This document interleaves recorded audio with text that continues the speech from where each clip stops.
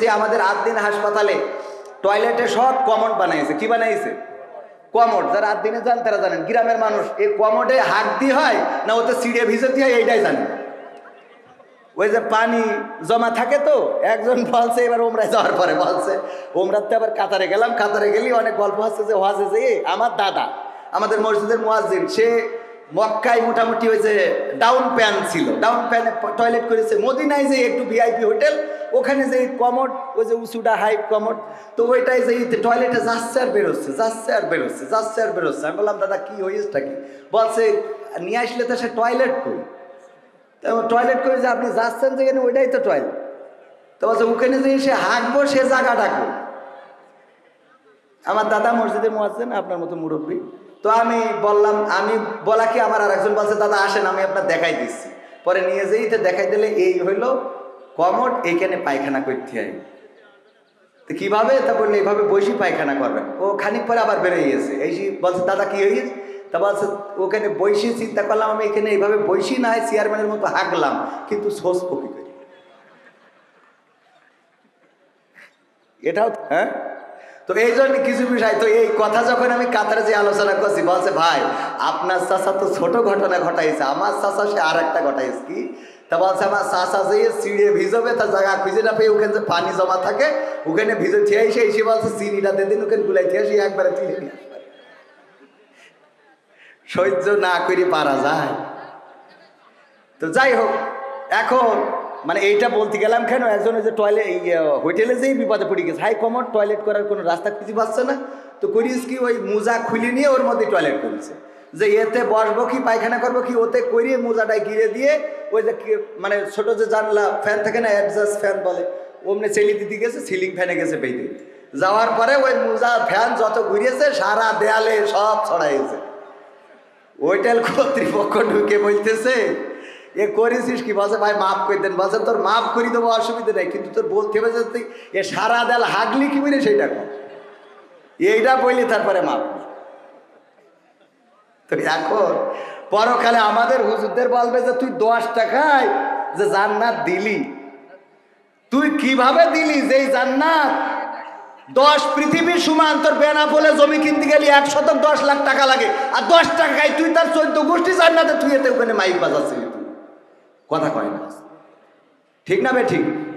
মসজিদে আমি গত সপ্তাহে আমার মসজিদে আলহামদুলিল্লাহ সভাপতি হিসেবে দায়িত্ব দিয়েছে।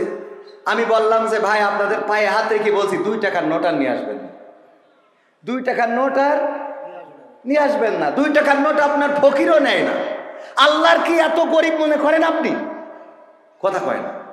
আল্লাহর কি বিশাল টাকা পড়ে গেছে আপনার ওই 2 টাকা লাগবে? আমি বলছি যে এই মাহফি মসজিদের সভাপতি, আমি যেই জায়গায় থেকে যাবো ওই জায়গায় আমি আছি, তাও 2 টাকার নোট মসজিদে চলবে না। কথা বোঝেননি?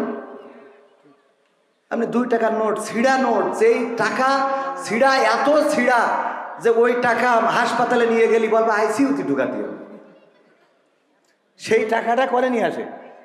দান বাক্স খুলে দেখেন যত নষ্ট। ভারতের টাকা ভিসা পাচ্ছে না বলে মসজিদে থুয়ে গেছে, যে যাতেও পারবে না, এটাকে আল্লাহ তোমার দিলাম, তুমি ভারতে চালাও, বাংলাদেশে চালাও, চালাও, তোমার তো কোনো দেশে অসুবিধে নেই। মানে ওরও বুদ্ধি আছে, আল্লাহ তোমার তো কোনো দেশে অসুবিধে নেই, তাই এখন যেহেতু ঢুকতে পারছি না তো দান বাক্স দিলাম, তুমি ভারতে চালাই নিও, মোদির কাছে পাঠাই দিও। বুদ্ধি আছে না নাই? আহা, এই মানুষ, এই মানসিকতা আমাদের, এই মানসিকতাগুলো পরিবর্তনের দরকার আছে না নাই? আলোচনায় আসি। ও আমার ভাইয়েরা, কলিজার টুকরা ইমানদারেরা, আমার মা বোনদের জন্য বলছিলাম তরকারিতে একটু ঝোল বাড়িয়ে দেন, একটু পানি বেশি করে দিয়ে প্রতিবেশীকে দেন, প্রতিবেশী খুশি হয়ে যাবে, ওই প্রতিবেশী আপনার জন্য দোয়া করবে। ও আল্লাহ, এখনকার মা বোনেরা প্রতিবেশীদের দেবে কি? প্রতিবেশীদের যদি হয় তাহলে স্বামীর কয় তুমি বিদেশ যেতে পারো না, তুমি তোমার বিদেশ যাওয়ার খবর নেই, তুমি যদি বিদেশ না যাও তা আমি বলে দিলাম আমি 1 মাসের মধ্যে বাপের বাড়ি চলে যাবো। ও আপনার সাথে আল্লাহ বিয়ে দিয়েছে, ওর বউ টাকা তুলে বেড়া বলে মার্কেট করে নিয়ে আসে। ঠিক না বে ঠিক? স্বামী জোর করি ও যাবে না মোটে, ও বউ থুই থাকতে পারে না। সেই বোর জোর করে পাঠাই দেয়, দিয়ে এইবার স্বামী যেই টাকা পাঠায়, ও যেই বেনা বলতে বাজার করি নি আবার এনামুল ভাইয়ের সাথে, হ্যাঁ কথার কথা, না ভাইয়ের সাথে না, এই আর কি, আছে না নাই, কথা কয় না, সত্য না মিথ্যা? অধিকাংশ পরিবার, প্রবাসে থাকা অধিকাংশ পরিবারে পরকীয়া, হাতে অ্যান্ড্রয়েড ফোন, স্বামী পাঠাই দিয়েছে দামি ফোন, ওই দামি ফোনে স্বামীর সাথে কথা বলতে মজা লাগে না। হ্যালো কবির বিন সামাদ ভাই, হ্যাঁ আপনার সাথে আমার একটু কথা ছিল। কি কথা ভাবি? বলছি কি একটা ফতোয়া জানতে চেয়েছিলাম। হ্যাঁ রে ফতোয়া, শয়তান কোথায়, তোর এত ফতোয়া জানি লাভ কি? নামাজ পড়বি, রোজা করবি, রান্না করবি, স্বামী খাওয়াবি, সন্ধ্যা ব্যাস হয়ে গেল, এত ফতোয়া তোর দরকার? কথা কয় না, আছে না নাই? আছে মানে আমি কি মিছে কথা বলছি? আমাদের কাছে ফোন দেয় না তাই মনে করছেন? বুঝছে আমার স্বামী মরি গেছে, আমি মরি গেছে, আমি কি করবো? আমার বিয়ে করা হয়ে গেছে, দুটো বাচ্চা হয়ে গেছে। বলছে না হুজুর ওর জন্য ফোন দিইনি, আমি একটা কারণে ফোন দিয়েছি। কি? তা আমার স্বামী বেঁচে থাকতে আমি প্রায়ই বলতাম তোমার মরণ করে না কেন আল্লাহ? মরো না কেন? এত লোকের কাছে আজরাইল আসে, তোমার কাছে আসে না কেন? কুত্তার এই বাড়ি এই জন্যই। তো এই স্বামী আমার কয়দিন আগে মারা গেছে। এখন আমি একেবারে সত্য বলছি, এই ওয়াজ অবশ্যই সে মহিলা শোনে। বলতেছে আমি দুশ্চিন্তায় আছি, আমি কষ্ট পাচ্ছি এই জন্যে যে আমি আমার স্বামীকে বলতাম যে মরো না কেন আল্লাহ, তোমার মরণ করে, কারণ সে ছিল অসুস্থ। এই জন্য আমি প্রায় বিরক্ত হয়ে যেতাম, আমি বলতাম মারা যাও না কেন, মরো না কেন, তুমি তোমারে আল্লাহ নেয় না কেন, তোমারে আল্লাহ উঠাই নেয় না কেন, তোমারে নিক না হয় আমারে নিক, যারে হয় আল্লাহ একজনটা নিয়ে নিক। তো আল্লাহ তারে তুলে নিয়েছে। এখন আমার মনে হয় কি আমার দুয়ার কারণেই কি মারা গেল, নাকি তার হায়াত শেষ হয়েছে তাই মারা গেল? এন আমি কি এটা বলার মতো এখনো সেই এলেম আমার আছে? এ তো আমার বলা মানে আমার অবস্থা হইলো ওই যে চাষের বেড়া খুঁজেতে দৌড় দিতে হবে যে কোন দিকে বের হবে, ঠিক না বে ঠিক? আমি বললাম আমার বোন, আপনার স্বামীকে আপনি অভিশাপ দিতেন, মারা যায় না কেন, মরে না কেন, আল্লাহ তুলে নেয় না কেন, আজরাইলকে পাঠায় না কেন? এটা বলার কারণে মারা গেল নাকি তার হায়াত ফুরিয়ে গেল এই কারণে মারা গেল, এইটা আমি বলতে পারবো না। কিন্তু আমি এতটুকু বলতে পারি, বিশ্ব নবী বলেছেন নারীরা অধিকাংশ জাহান্নামী। আর জাহান্নামে যাওয়ার বড় কারণ কয়টা? দুইটা। কয়টা? দুইটা। এক নম্বর কারণ হলো নারীরা তাদের স্বামীদের নাশুকুরি করে, স্বামীদের প্রতি কৃতজ্ঞতা পোষণ করে না। আর দুই নম্বর কারণ হলো তারা বেশি বেশি কি করে? অভিশাপ দেয়। কি সাপ? জাত সাপ না, ধোড়া সাপ না, কালাজ সাপ না, গোখরা সাপ না, তারা বেশি বেশি অভিশাপ দেয়। কি সাপ? কি সাপ? অভিশাপ দেয়। এই অভিশাপ দেওয়ার কারণে অধিকাংশ নারীরা জাহান্নামী। ওগো আমার বোন, আপনি আপনার স্বামীকে যে অভিশাপ দিয়েছেন, এই অভিশাপের কারণে আপনার স্বামী মারা গেল নাকি হায়াত শেষ হয়ে গেল এটা বলতে পারবো না, কিন্তু এটা বলতে পারি বিশ্বনবী জাহান্নামে যাওয়ার যে কারণ বর্ণনা করেছেন, সেই কারণের মধ্যে আপনিও পড়ে গিয়েছেন। আপনিও কি পড়ে গিয়েছেন? আমার মা বোনেরা, স্বামীদের সাথে এমন আচরণ করা যাবে? আল্লাহর নবীর স্ত্রীরা কেমন আচরণ করতেন? আম্মা আয়েশা রাদিয়াল্লাহু তাআলা আনহা বিশ্ব নবীকে গোসল করাচ্ছেন, পানি ঢেলেছেন মাথার উপরে, পানি গড়িয়ে যায়, ওই পানির মধ্যে রক্তের মতো কি যেন বিশ্ব নবী দেখলেন। বললেন ও আয়েশা, পানির মধ্যে রক্তের মতো কি যেন দেখা যায়, পানিতে যেন রক্ত ভেসে যাচ্ছে দেখছি।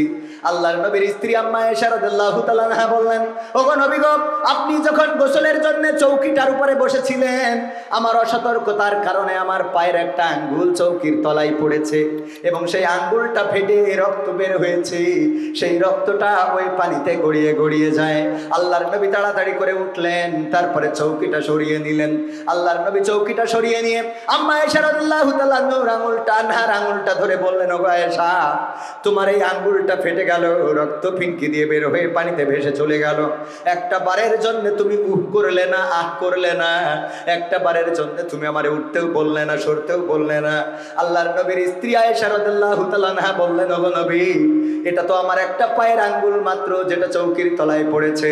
যদি আয়েশার কলিজাটা চৌকির তলায় পড়ে যেত আর সেই কলিজা ফেটে যদি রক্ত ফিনকি দিয়ে বের হয়ে যেত, তাও আমি আয়েশা একটা বারের জন্য বলতাম না, বিশ্ব নবী ওঠে, আপনার চৌকির তলায় আমার কলিজাটা পড়ে ফেটে গেছে।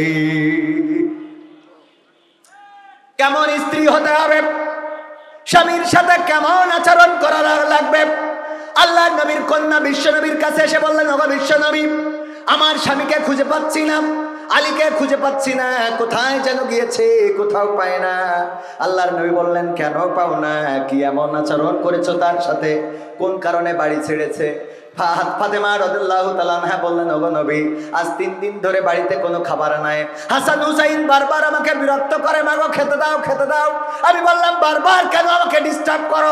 তোমরা তোমাদের বাবাকে কি দেখতে পাও না?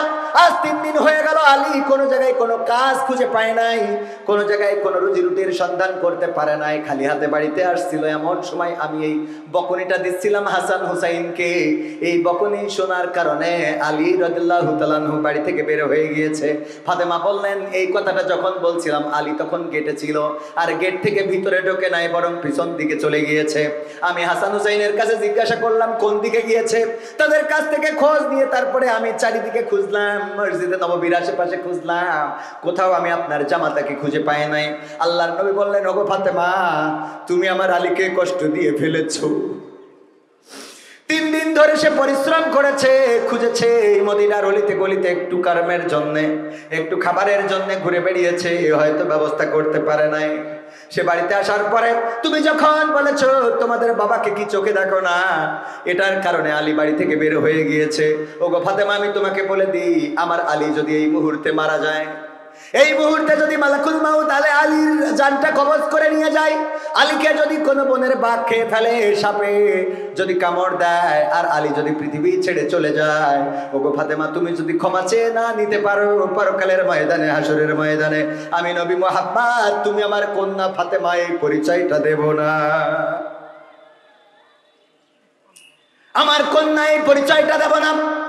আর আমার মা বোনেরা স্বামীদের সাথে কেমন আচরণ করেন সেটা আপনারা ভালো করে জানেন, আমিও জানি। আমারটা তো বলা যাবে না, কারণ ইউটিউবে যাচ্ছে, আমার আবার বাড়ি আবার ধরবে, এটা নিয়ে আবার কি টর্চারিং করবে। তো যে পর্যন্ত বলিস ওই পর্যন্ত থাক, আমারটা বলবো না। বুঝি তো কি করে না করে, কি অবস্থায় আছি নাই। ঈদের বাজার করা লাগবে, টাকা থাক না থাক, ঈদের বাজার করে দিই, সবার জন্য সব পোশাকের ব্যবস্থা করে দিই, তারপরেও মন ভরে না। 2টা 3টা করে 3 পিস শাড়ি, সায়া, ব্লাউজ সব বানানোর পরেও একটু হাতে কাটা হলে ভালো হইতো। মানে যাই দেন তৃপ্তি ভরবে না, এরকম আছে না নাই? যত যাই করেন তৃপ্তি ভরে, এমন আছে না নাই? তৃপ্তি ভরে না। আমাদের এক হুজুর বললো, ভাই আমার স্ত্রী যাই কিনে দিই পছন্দ হয় না, ওর খালি পছন্দ হয় বাইরেরটা। বলে, এনামুল হাসান বিন নূর মাদ্রাসা করেছে, এইটা সুন্দর, তোমারটা ভালো না। এনামুল হাসান বিন নূর বোর যে বুরখাটা কিনেছে ওইটা সুন্দর, তুমি যা কিনেছো ওটা পরা যায় না। ওনার বোর 3 পিসটা ভালো, শাড়িটা ভালো, সব এইটা পরেরটা পছন্দ হয়।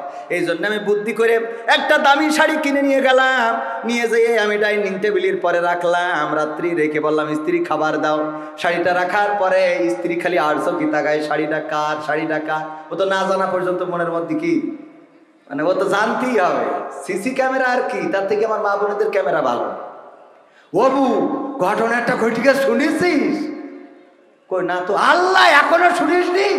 ও আল্লাহ, তুই কি, তুই কনে ছিলি কেন? কি আল্লাহ, ওই আব্দুলির আব্বা জুতো চুরি হয়ে গিয়ে মসজিদ। মানে এমন ভাবে উপস্থাপন করবে যে ওর জন্য মানে বাংলাদেশ ফিলিস্তিনি রূপ নিয়েছে। ঠিক না ভাই? ঠিক শুনিনি? ও আমার ভাইয়েরা, শাড়িটা রাখার পরে বারবার তাকায়, এক ফাঁকে জিজ্ঞাসা করে বসলো, শাড়িটা কার? ওই হুজুর বলতেছে, শাড়িটা এনামুল হাসান বিন নূর কিনেছে তার বোর জন্য। বসে দেখো কত সুন্দর রং, কালারটা কত সুন্দর, শাড়ির পায়টা কত সুন্দর।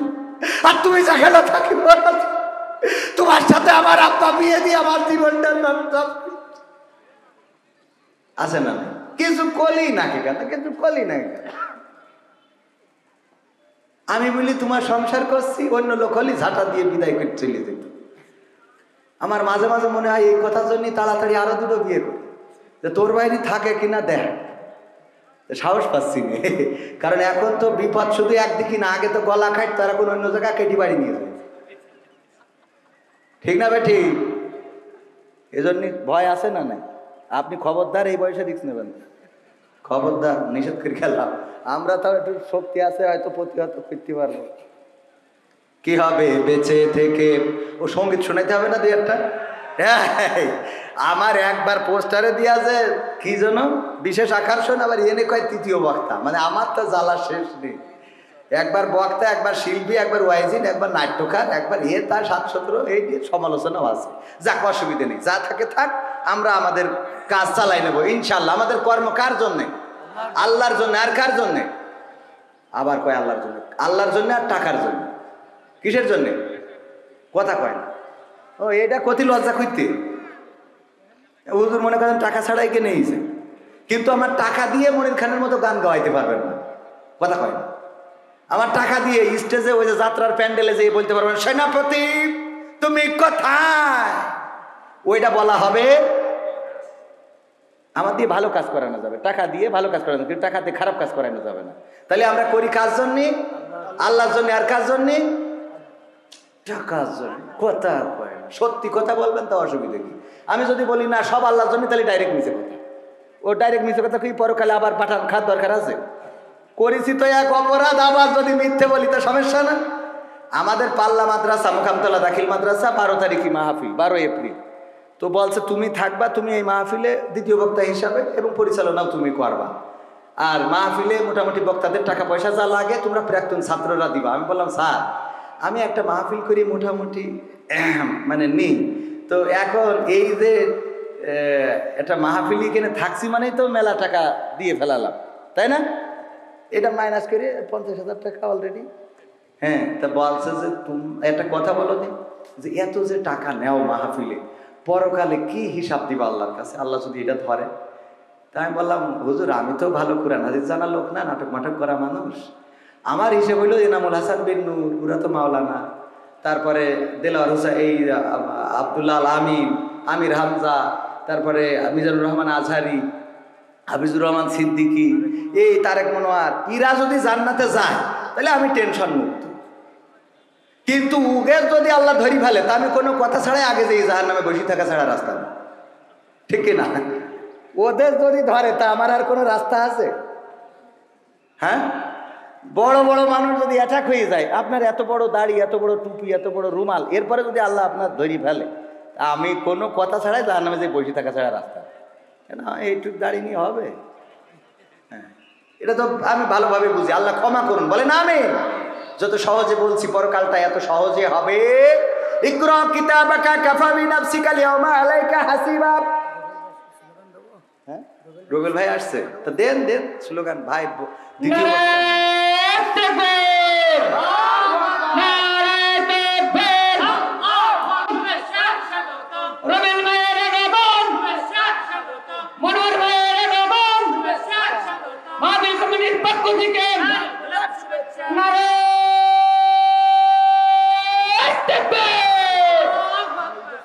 বলেন আলহামদুলিল্লাহ। ভালো আছে, বলেন আলহামদুলিল্লাহ।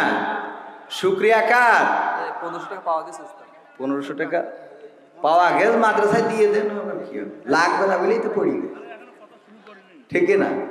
টাকা 1500 পাওয়া গেছে, এই কথা বললি আর এখন কারো দেওয়া হবে?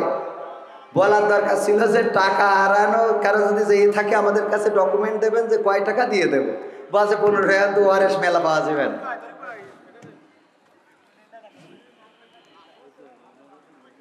সবাই জিকির করেন, লা ইলাহা লা ইলাহা লা ইলাহা ইল্লাল্লাহ লা ইলাহা ইল্লাল্লাহ লা ইলাহা ইল্লাল্লাহ। এই স্টার ঠিক করেন আগে না, তাই তো যা হয় করবেন। চাপানো কি করবেন, বক্তা নিয়ে আসেন বেশি, হবে কি? ওইটা ইট মেরি দেন, আরো ইট নিয়ে আসেন, মারা আসতে আমি কি ধৈর্য বাস করবো? এটা কিছু তো করবে।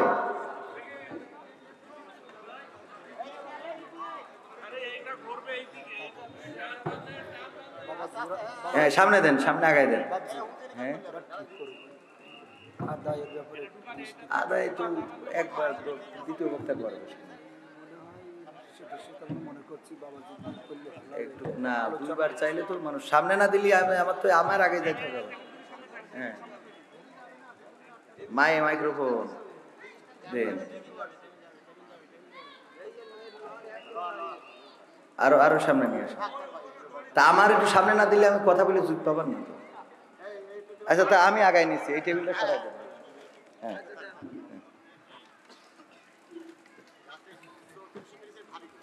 হ্যাঁ, বেশি হয়ে গেছে। হ্যাঁ নেন, ঠিক আছে, একটু উঁচু করা গেলে করা যেত। উঁচু করা যাবেন? দেখেন না, তাড়াতাড়ি করেন, মানুষের কষ্ট হয়ে যাচ্ছে। আমি আমি ধরছি, আপনি টানেন।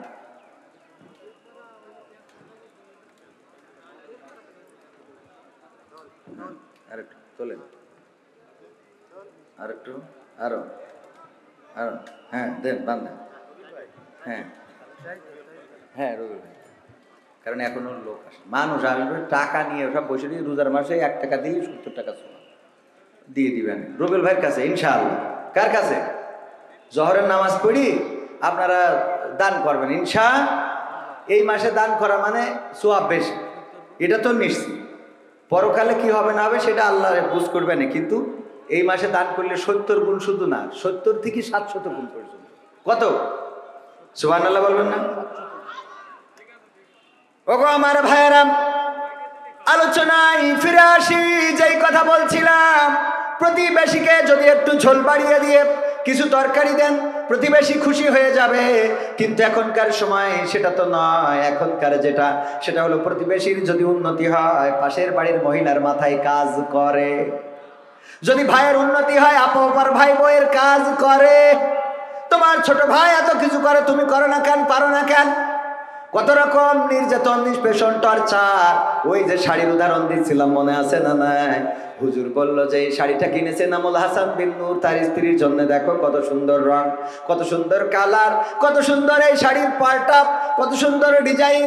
এই শাড়ি তোমার নজরে কোনোদিন পড়ে নাই, কারণ তোমার পছন্দ ভালো না। বলল দেখো, তোমার যদি এই শাড়িটা পছন্দ হয় তাইলে তুমি এটা নাও। এনামুল হাসান বিন নূর আমার আত্মীয় মানুষ, বন্ধু মানুষ, আমি তারে বুঝাই দিবা না, এই শাড়িটা তুমি নাও। বউ ওই শাড়িটা নিয়ে খুবই খুশি। ওরে আল্লাহ, খুব ভালো একটা শাড়ি পাইছি, খুব খুশি। রাত্রে শোয়ার সময় ওই হুজুর জিজ্ঞাসা করতেছে, ওগো আমার স্ত্রী, শাড়িটা তোমার পছন্দ হয়েছে কিনা? বললো অনেকদিন পর একটা মনের মতো জিনিস পাইছি। এটা তো তুমি পছন্দ করো নাই, কারণ তোমার নজর ভালো না। তোমার তো 2টা চোখ দেয় না, আল্লাহ দিয়েছে মার্বেল, যেটা দিয়ে ভালো কিছু তোমার চোখে পড়ে না। আমাদের এনামুল হাসান বিন নূর কিনার কারণে এই শাড়িটা এত সুন্দর, এত সুন্দর পাড়, এত সুন্দর সুতা, এত সুন্দর রং, এত সুন্দর ডিজাইন, আমার খুব পছন্দ হয়েছে। স্বামী বলতেছে, আমার স্ত্রী গো, তোমারে আমি কত ভালোবাসি। সেইটা প্রমাণ করার জন্য আজকে আমি একটু এই সলসাতুরির আশ্রয় নিয়েছি। ও আমার স্ত্রী, আজকে যদি মারা যায় তাইলে আর মনের কথাটা বলা হবে না। তোমারে মনের কথাটা বলে ঘুমাতে চায়। সেটা হলো, আমি আমার টাকা দিয়ে নিজে পছন্দ করে তোমার জন্য নিজ হাতে এই শাড়িটা কিনে এনেছি। স্ত্রী বলতেছে, সত্যি সত্যি তুমি কিনেছো? বলছে, আমি কিনেছি তোমার জন্য, খুব পছন্দ করি। বলছে, তাহলে এর রং থাকবে না, তাহলে ওর কি খুশি করা সম্ভব? বলেন। স্বামীর প্রতি নাশুকরি করে জাহান্নামে যাওয়ার কারণ। স্বামীর প্রতি নাশুকরি করে, স্বামীর প্রতি কৃতজ্ঞ না। স্বামী যেটা খাওয়ায় তাতে সন্তুষ্ট না, স্বামী যেটা পড়ায় তাতে সন্তুষ্ট না, স্বামী যেটা দেয় তাতে সন্তুষ্ট না, স্বামী যেটা তার জন্য করে তাতে সন্তুষ্ট না। এমন যদি কোনো নারী থেকে থাকেন, ওই পরকালের ময়দানে জাহান্নামে যাওয়ার কারণের মধ্যে অন্যতম বড় কারণ 1 নম্বর। আর 2 নম্বর কারণ হলো বেশি বেশি অভিশাপ যারা দেয়। বেশি বেশি অভিশাপ দিলে আল্লাহ রাব্বুল আলামিনের নবী বলেছেন, এটা তার জাহান্নামে যাওয়ার জন্য মেজর কারণ, বড় কারণ।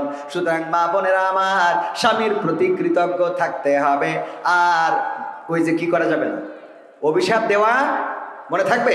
পুরুষরা বলছে, হুজুর ওয়াজটা খুব কাজে লেগেছে। আর মা বোনেরা বলছে, এই খালি আমাদের গুতোই। তা পুরুষরা এসে যে রাত 12টার সময় কষা 1 কান নিয়েতে পিঠির পরে ভাঙে, এটা কি ডাকা আছে না নাই? নারীদেরকে নির্যাতন করে কারণে অকারণে। যৌতুকের জন্য বাবার বাড়িতে পাঠিয়ে দেয়, ইফতারি নিয়ে আসো। ঈদের বাজার, ঈদের সময় যদি শ্বশুর নতুন জামা কাপড় না কিনে দেয়, গোলমাল আছে না নাই? ঈদের বাজার করে দিতে হবে, ইফতারি কিনে পাঠাতে হবে। আমাদের এই জেলার থেকে অন্য জেলায় এই প্রচলনটা খুব বেশি। প্রতিটা রমজান মাসে ইফতারি কিনে পাঠানো লাগে জামাইয়ের বাড়িতে। যদি না পাঠায় মেয়ের উপরে নির্যাতন করে, নিষ্পেষণ করে, এমনকি গায়ে পেট্রোল ঢেলে, ডিজেল ঢেলে, কেরোসিন ঢেলে আগুন ধরিয়ে দেয়, নির্যাতন নিষ্পেষণ করে দুনিয়া থেকে বিদায় করে দেয়। এমন অনেক স্বামী আছে, এমন অনেক কুলাঙ্গার আছে, এমন পরিবার যারা এই পরিবারগুলো আল্লাহ রাব্বুল আলামিন বিচারের কাঠগড়ায় দাঁড় করাবে। আর নিরীহ এই স্ত্রীদের সাথে অন্যায় আচরণ করার কারণে আল্লাহর নবী বলেছেন তাদের জন্য জাহান্নাম ফায়সাল্লাহ হয়ে যাবে। বলেন নাউজুবিল্লাহ। স্ত্রীকে বিনা কারণে মারা যাবে না, তুচ্ছ কারণে তার সাথে গোলমাল করা যাবে না। যে স্ত্রী প্রতিদিন আপনার মশারিটা টানিয়ে দেয়, যে স্ত্রী প্রতিদিন আপনার কয়েলটা ধরিয়ে দেয়, যে স্ত্রী প্রতিদিন আপনার রান্না করে খাওয়ায়, ওই স্ত্রী যেদিন অসুখ হয়েছে, একটু কি রান্নাঘরে যে রান্না করা যায় না? যায় না? কথা কয় না। এগুলো অনেকে হাসতে, হ্যাঁ না আমি তো আবার রান্নাঘরের কাজে বাটাম টানলি তারপরে যাতে পারবে। স্ত্রীর রান্নায় সহযোগিতা করেছেন কে? বিশ্ব নবী সাল্লাল্লাহু আলাইহি সাল্লামের 10টা রোমান্টিক সুন্নাতের মধ্যে অন্যতম হলো স্ত্রী যেই পাত্রে পানি পান করবে ওই পাত্রে পানি পান করা, এটাও রাসূলের সুন্নাহ। সুবহানাল্লাহ। একই গ্লাস থাকবে, দুইজনের কি একই গ্লাস থাকবে, তবে স্ত্রীদের গ্লাসে স্বামীরা খাতি পারবে, কিন্তু স্বামীদের গ্লাসে স্ত্রীরা খাতি পারবে? কথা কয় না। পারবে কিন্তু পারবে না, পারবে কিন্তু পারবে। কারণ কি? কারণ হলো ওই যে আমাদের আকিস কলেজিয়েট স্কুলের এক ইংরেজি টিচার ছিল, বলছে বরিশালে বাড়ি, বলছে আমার চাচা বিয়ে করলো, সমবয়সী বিয়ে করার পরে আমার চাচি ওর ঠোঁটে কিস করতে দেয় না। কি করতে দেয় না? কিস করতে দেয় না। তো ওই ভাইপো সমবয়সী বললো যে তোর চাচি তো বিয়ে করে আনার পরে খুব লসে আছি। কেন? ঠোঁটের সাথে ঠোঁট একদম এইটা দিলেই। তো বলছে আমি কি চাচির বলবো? বলছে তা বলা যায়, এটা তো হারাম কিছু না। হারাম চাচার ঠোঁটে কিস করবে, এটাই তো ঠিক এবং এটাই সুন্নাহ। তো এখন বলতেছে এটা যেহেতু হারাম কিছু না। আবার হারাম মানে কি? সেদিন আমাদের ওই যে শরীফুল ভাই বগুড়ার ফতোয়া দিয়েছে যে যদি স্ত্রীর নিচের ঠোঁটে কিস করতে পারে তাইলে তার একটা কবুল হজের সোয়াব হয়ে যাবে। তা আমি বলছি খামাখা নিবন্ধন করলাম কি দেখি, বাড়ি তো আমার রয়েছে, হজের নিবন্ধন করি ফেলেছি এই বছর। আমি বললাম এই ফতোয়াটা শুনলাম তা নিবন্ধন করার পরে। বোঝেননি? রোমান্টিকতা ইসলামে আছে না নাই? কথা কয় না, আছে না নাই? আল্লাহ বললেন স্ত্রীরা তোমাদের ক্ষেতস্বরূপ, তোমরা যেভাবে ইচ্ছা তোমাদের স্ত্রীদের কাছে গমন করো। বিশ্ব নবী বললেন ওগো সাহাবীরা শুনে নাও, তোমরা যদি তোমাদের স্ত্রীদের সাথে মিলিত হও তাহলে আল্লাহ রাব্বুল আলামিন তোমাদের আমলনামায় সওয়াব দিয়ে দেন। সাহাবীরা বলল আল্লাহ রাসূল এটা তো একটা লজ্জাজনক কথা যে স্ত্রীর সাথে আমরা সঙ্গম করলে আল্লাহ সওয়াব দিবেন। আল্লাহ নবী বললেন ওগো আমার সাহাবীরা এটা লজ্জার কিছু নয়, এটা লজ্জার কোনো কারণ নেই। কারণ হলো তোমরা যদি তোমাদের বৈধ স্ত্রীর বাইরে এই একই কাজ অন্য জায়গায় করতে গুনাহ হতো না? সাহাবীরা বললেন অবশ্যই গুনাহ হতো, শুধু তাই নয় এমন গুনাহ দুনিয়ার পরে মাজা পর্যন্ত গেড়ে দিয়ে সঙ্গে সার করা হতো, আর পরকালে আল্লাহ জাহান্নাম দিয়ে দিবেন। আল্লাহর নবী বললেন সেই কাজটা যখন বৈধ জায়গায় করা হয় আল্লাহ উল্টা তার পরিবর্তে সমান সওয়াব লিখে দেন। বলেন সুবহানাল্লাহ। যেমন গুনাহ হতো তেমন সওয়াব হয় স্ত্রীদের কাছে গমন করলে। বলেন সুবহানাল্লাহ। সুতরাং যুবকেরা বিয়ে তাড়াতাড়ি করার দরকার আছে না নাই? সোয়াবের জন্য হলেও বিয়েটা করে ফেলতে হবে। আল্লাহ কবুল করুন, বলেন আমিন। যুবকরা কয় হুজুর আব্বা তো বোঝে না, আছে না নাই? অনেক বাপ নিজের বিয়ের সময় ঠিকই দাদার সাথে বাড়াবাড়ি করে বিয়ে করেছে, অথচ ছেলের বিয়ের সময় বলে আগে প্রতিষ্ঠিত হও। তো তুমি কয় নম্বর প্রতিষ্ঠিত ছিলে বিয়ের সময়? ছেলের প্রতিষ্ঠিত আগে বিয়ে জয়েল কান্দে তুলে দাও, সোজা হয়ে যাবে। ঠিক না বে ঠিক?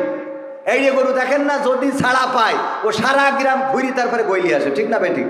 দামড়া গরু ছাড়া পাইলে এটা করে। তা আপনার এড়িয়ে একটু ওই যে চুলির কাটিং দিয়েছে, কুত্তা কাটিং সোজা করতে পারছেন না, এমন কাটিং দিয়েছে দেখি শয়তানও কয় তোর আল্লাহ শয়তান আমার বানাইস কি দেখি তোর বানালি তোর। আছে না নাই? কথা কয় না। আরে রোজার মাসে গদখালিতে আমার আল্লাহর ওলিরা, বেশি বলবো না, বললি কবে আবার আমাকে কাটি করতেছেন। কথা কয় না। করিস না করে না। ধর্ষণ শুধু না, গণধর্ষণ। কি ধর্ষণ? গদখালিতে যা ফুল বাগানে যার একটু ওনাকে আবার ফুল বাগানে না গেলে হয় না, বেড়াতে নিয়ে যেতে হবে, মাথার পরে আবার ফুল দিতে হয়। তোর ফুল দিতে হয় কে? মাথার পরে এই আছে না নাই? ওরে বাবা, সব কত! মাথার পরে ফুল দিয়ে মোটরসাইকেলের পিছনে বসে গিয়ার মারার জায়গা খুঁজব। ও আমার ভাইয়েরা, আলোচনায় ফিরে আসি। এই কাজগুলো আমার মা বোনেরা পর্দার মধ্যে থাকতে হবে, স্বামীদের সাথে ভালো আচরণ করতে হবে। পুরুষদের কথা বলছিলাম, ওই যে আমার স্যার বললেন যে তার চাচি কিস করতে দেয় না, এই জন্য চাচিরে বললো চাচি। আমার চাচা অভিযোগ করলো তুমি নাকি তাকে ঠোঁটে কিস করতে দাও না। কই দেব কি? তোমার চাচা বিড়ি পান করে, ধূপ পান করে, বিড়ি খেয়ে মুখের যে অবস্থা করে রেখেছে, ওর পাশায় কিস করা যাবে, তা ঠোঁটে না। তাহলে গিলাসে কি পানি পান করা যাবে? স্বামীরা খালি বুঝতে পারছেন এখন কেন পান করে না? কথা বোঝা গেছে কিনা? ও পানি পান করলি ও তো পানি থাকে না, ও মানে হয় যে বিড়ি গুলাই দিয়েছে। সত্য বলছি না মিথ্যা বলছি? পায়খানা ঘরে যাবেন, কোনো বিড়িখোর পায়খানা করে আসলে আপনি টয়লেটে গেলে মনে হবে আপনি পায়খানায় আসেননি, বিড়ি ফ্যাক্টরিতে আছে। এই সত্য না বলেন, একদম আল্লাহর কিরে করে কবেন? হ্যাঁ, তো ওর ওই গিলাসে কি পানি পান করা সম্ভব? কথাগুলো আপনাদের খারাপ লাগছে? আমার মা বোনেরা বলছে এই হুজুরির আগামী বছর দাওয়াত দে, না আনলি আমরা টাকা দেব না। কারণ যে অতিষ্ঠ করতেছে জীবন শেষ। নামাজের সময় যখন ইমাম বলে ওয়ালা দলিন, এই যে হামিন কই ছাড়লো, দুই কান্দের ফেরেশতা খাতা থিপ চলে যায় যে পরে এসে লিখ পায়। এখন তুই আগে হামিন বলি না, আমি পরে আসবো, কারণ তোর মুখিতে যা বেরোইলো আপাতত থেকে থাকতে পারছি না। ঠিক না বে ঠিক? পাশে দাঁড়াইলে বোঝা যায়, দেখবেন বিড়িখোরের পাশে দাঁড়াইলে নামাজে ও যখন আমিন বলে, আমিনের গন্ধে ওখানে দাঁড়ানো কষ্ট হয়ে যায়। যারা নিয়মিত নামাজি তারা এটা বুঝতে পারবেন, আর নিয়মিত বিড়িখোর যারা তারা তো জীবনে নামাজ পড়লে বুঝবেন না। ঠিক না বে ঠিক? তাইলে নবীর রোমান্টিক সুন্নাতের মধ্যে যেটা, স্ত্রী যেই গ্লাসে পানি পান করবে স্বামী সেই গ্লাসে পানি পান করবে, স্বামী যেই গ্লাসে পানি পান করবে স্ত্রীও সেই গ্লাসে পানি পান করবে। রোমান্টিক সুন্নতের মধ্যে রয়েছে একটাই বালিশ থাকবে, স্বামী স্ত্রীর ঘরে দুইটা বালিশ হবে না, এক বালিশে দুইজন মাথা দিয়ে ঘুমাবে। বলেন সুবহানাল্লাহ। শুধু তাই নয়, স্ত্রীদের সাথে দৌড় প্রতিযোগিতা করা, খেলা করা, আনন্দ করা। র্যাকেট খেলা যদি পর্দা থাকে, আবার র্যাকেট খেলা যদি স্কুল মাঠে যাওয়া যাবে। আপনি চাইলে আপনার স্ত্রীর সাথে র্যাকেট খেলতে পারবেন, আপনি চাইলে আপনার স্ত্রীরে বলবেন যে বল করতে, আপনি ব্যাট করবেন। এইগুলো যদি করেন ভালোবাসা বাড়বে, সংসারে আনন্দ বাড়বে, স্ত্রী স্বামীর মধ্যে মহব্বত বাড়বে, এই সংসারে পরকীয়া থাকবে না, এই সংসারে অন্য স্ত্রীর সাথে স্বামী কথা বলবে না, আর স্ত্রীরাও অন্য স্বামীর সাথে কথা বলবে না। বলেন ঠিক কিনা? কিন্তু আমরা তো স্ত্রীকে সময় দিই না, আবার স্ত্রীরাও স্বামীকে সময় দেয় না। ওই যে বলছিলাম যে অনেক স্ত্রী আছে যারা স্বামীর কথা ভালো লাগে না, কিন্তু কবির বিন সামাদের কাছে ফোন করে ঘন্টার পর ঘন্টা বলতে খুব ভালো লাগে। এরম আছেন না নাই? স্বামী যদি ফোন দেয় বিদেশ থেকে, এই এত ফোন দাও কেন, এই এত ফোন দিতে কেন জন্য তোমার, হ্যাঁ টাকা পাঠাবা, পিন নাম্বার বলে দিবা, টাকা তুলে আনবো, এত ফোন দাও কেন, রেখে দাও দিয়ে এবার, হ্যাঁ বল্টু ভাই কেমন আছেন আপনি, অনেকদিন পরে দেখেন তো আমার ঠোঁটটা কেমন লাগছে। ও বাবা, ও বল্টুর কাছে যাইতে ঠোঁট দেখায়, কথা কয় না। আছে না নাই?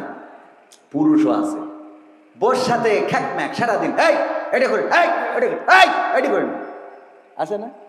কিছু করলি, ভাতে একটু লবণ কম বেশি হয়েছে না, ভাতে তো হয় না, তরকারিতে লবণ একটু কম বেশি হইল, লবণ কম হইলো কেন, বেশি হইলো কেন? আরে বাবা এই নিয়ে যে টর্চারিং করেন না করি, লবণ যেহেতু বেশি হয়েছে, ভালো বেশি বলা যায় না। তুমি আজকে বেগুন রাঁধতে চাও, তেমন আছে হরিণের গোশ রাঁধতে চাও, লবণটা একটু কম হইলে আর একটু ভালো হইতো, ও খুশি হয়ে যাবে না? ও পরের দিন আনন্দে আরো লবণ বাড়াই দেবে, মানে খুশির চোটে, মানে উল্টো করি ফেলবে। তো যাই হোক, এইগুলো বলবেন, স্ত্রীকে সুন্দর সুন্দর কথা বলবেন। তার আবার ওই যখন ভাবির সাথে কথা বলে, হ্যাঁ ভাবি কেমন আছেন, আরে বাবা শয়তান। আল্লাহ হেদায়েত করুন, বলেন আমিন। ওয়াকরনা ফি বুয়ুতিকুন্না ওয়ালা তাবাররাজনা তাবাররুজাল জাহিলিয়াতিল উলা, কথাটা কার? আল্লাহ রাব্বুল আলামিন বললেন, ও নারীরা তোমরা পর্দার মধ্যে থাকো, জাহেলি যুগের মেয়েদের মতো সাজুগুজু করে নিজেদেরকে প্রদর্শন করে বেড়ায়ও না। আর এখনকার মা বোনেরা সাজুগুজু করা তো যেমন তেমন। ওরে আল্লাহ, ঈদের মার্কেটগুলোতে এখন পুরুষ পাওয়া যায় না, আজান দিয়ে নারী আছে না নাই? নারীদের জন্য আমাদের ঢুকার কোনো কায়দা নাই। আবার তর্ক বিতর্ক শুরু করে দেয়। আমি এক দোকানে গেলাম কাপড় দেখার জন্য, আমার পরে এসেছে এক মহিলা, আসার পর আমাদের ছুটিপুরের বাজারে আসার পর আমাকে কাপড় দেখাচ্ছে। উনি খালি কয় আমারে দেখান, আমারে দেখান। আল্লাহ, এটা কিরাম, আমারে দেখান। আমারে দেখাচ্ছেন না কেন? মানে আমি দেখতেছি আমার দেখাচ্ছে, ও খালি বলতেছে। আমি বললাম আচ্ছা আপনার সমস্যাটা কি বলেন তো? আমার দেখাবে না উনি? দেখাবে আপনার, আমি কাস্টমার আগে এসেছি, আগে আমার দেবে, তারপরে আপনার দেখাবে, তারপরে আপনার দেখাবে, আমিও কাস্টমার, আমারও দেখাবে, আপনারও দেখাবে, একসাথে দেখাবে। ওরে বাবা, ওরে আমি তো হুজুর মানুষ, মানে হুজুর মানুষ না হলে মানে মেরি বসতাম। কারণ হুজুর মানুষ মারলে তো আবার পরের বউ মেরিছে, কিন্তু মারিছি যে কেন সেটাও তো শুনতে হবে। কথা কয় না, আমার সাথে শুরু করে দিয়েছে, মনে আছে আমি ওর বাড়িওয়ালা। এই অবস্থা নারীদের, এদের পরকালে কি হবে? আল্লাহ বললো পর্দার মধ্যে থাকো, জাহেলি যুগের মেয়েদের মতো সাজুগুজু করে নিজেদেরকে প্রদর্শন করে বেড়ায়ও না। আর এখনকার মা বোনেরা সাজুগুজু তো করেই, বুরু কাটিং, তারপরে এই যে আইলা সাইলা বাইলা টিপ নুক্তা যা কিছু আছে সব দিয়ে তারপরে বুরকা পরে। বাড়িতে যখন যায় তখন মনে হয় জান্নাতুল ফেরদাউস বেরোইল, ঠিক না বে ঠিক? আর গদখালি যাওয়ার পরে ওর মধ্যে যে ঢোকে সেই জাহান্নামের টিকিট নিয়ে বাড়ি চলে যায়। কথা কয় না, আছে না নাই? আপনি মনে করছেন হুজুর খালি এইসব কথা বলতেছে, এগুলো তো আমাদের মানে কি অনেক চাচা আছে, মুরব্বী আছে। যদি বলি আপনার নাতিটা দেখলাম এই যে অবস্থা, গদখালি দেখলাম আর একজনের মোটরসাইকেলের পিছনে হাত ধরি বলি, ও গো বাপু, এখনকার সময় ও আগে ছিল না, এখন হয়েছে, এখন হয়েছে। আছে না নাই? ও যে তোর ডাইকিল জাহান্নামে নিয়ে যাচ্ছে, পরকালে বলবে যে আমার দাদা ওরে ধরো। কথা কয় না, ঠিক না ভাই ঠিক? এই জন্য পর্দা করাতে হবে, সাজুগুজু করা বন্ধ করাতে হবে। আর এই সাজুগুজুগুলো যখন করে, নাইট ক্রিম মেখে কালো মানুষটাও পরিষ্কার হয়ে গেছে। আমার গ্রামেও দেখি যেই লোকটা ছিল কালো, যেই মেয়েটা কালো, হঠাৎ 4 মাস 5 মাস 1 বছর পরে দেখা যায় যে সে ফকফকি পরিষ্কার। এই পরিষ্কার ছেলেরা প্রতারিত হয়, মেকআপ দেখে প্রতারিত হয়। এইগুলো দেখে বলে আমি ওরে ছাড়া বাঁচবো না। আর বিয়ের পরে বিপদে পড়ে যাই, 1 গোসলের পরে এইবার গান গায়, আমি পারি না আর পারি না, আমি কেন মরি না, আজরাইল কি চিনে না আমারে গো, আমি পারি না আর পারি না। হয়তো 2 দিন পরে মরবো, আগে মরলে কি ক্ষতি? ওরে এই দুনিয়ার রং তামাশা বুঝলাম না রে একরতি, ও আমার ঘরের রমণী সে যে কাল নাগিনী, বেনাপোলের বিউটি পার্লার আমার বাজাইছে 12টায়, আমি পারি না আর পারি না।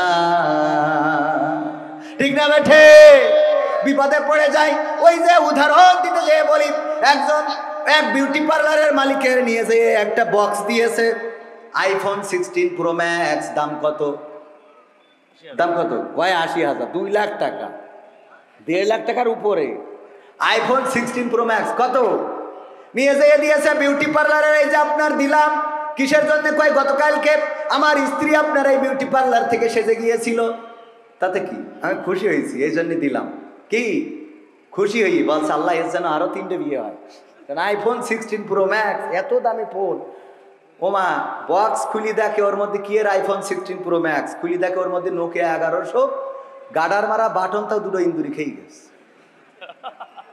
লেখা রয়েছে কি, এখন কেমন লাগে এখন? কারণ কালকে তুমি যে মালদারে সাজাইছো, 1 গোসলের পরে যখন আমি বিয়ে করে নিয়ে যে ঘুমটা উঠালাম, তখন দেখলাম পরিমনির খালাতো বোন। কিন্তু সকালবেলা গোসলের পরে দেখি নোকিয়া 1100, গাডার মারা বাটন ও ইন্দুরি খেয়ে গেছে দুটো। আছে না নাই? তুমি সাজায়ে দিলে এমন মাল, আমি 1 গোসলে সব শেষ। তবে এখনকার ছেলেরা একটু চালাক, চেহারা দেখার আগে পাত দিকে তাকায়, দেখে নেটওয়ার্ক আছে কি নাই। ঠিক না বেঠে? আর যারা বোঝে না তাদের বুঝাই দিলাম, এখন মা বোনেরা যতই মেকআপ করেন কাজে লাগবে। কারণ পাই দেখবেন যে ওখানে টাওয়ার পাচ্ছে কিনা। যদি দেখেন মুখের সাথে পার নেটওয়ার্কের মিল নেই, একটা ওয়ারিদার একটা গ্রামীণ, তাইলে বলবেন যে ভেজাল আছে না না। একটা ওয়ারিদ একটা গ্রামীণ, এইটা যদি হয় এয়ারটেল আর গ্রামীণ তাইলে বলবেন ভেজাল আছে, ওইটারে বিয়ে করা যাবে। আগের সময় যদি আমার চাচারা, আমার মুরব্বীরা, হুজুররা বিয়ে করতে চাইতো, তাদের মুরব্বীরা যেত মেয়ে দেখার জন্য, যাওয়ার পরে জিজ্ঞাসা করতো, গো মা কোরআন পড়তে পারো কিনা? বলতো পারি। তাইলে 2টা আয়াত পড়ে শোনাও। কোরআনটা বের করে দিত, 2টা আয়াত পড়ে শোনাতো।